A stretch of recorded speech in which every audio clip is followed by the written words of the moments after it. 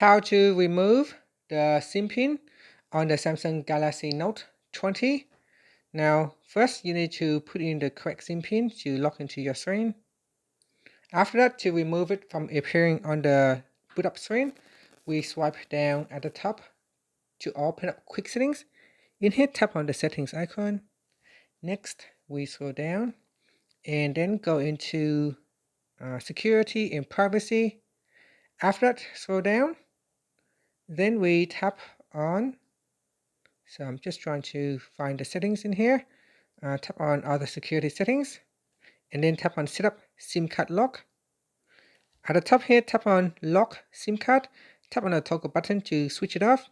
Here we need to enter in the SIM pin and then tap on OK. So it is now turned off. Finally, you can tap on the home button to return back to the home screen. And that's it. Thank you for watching this video.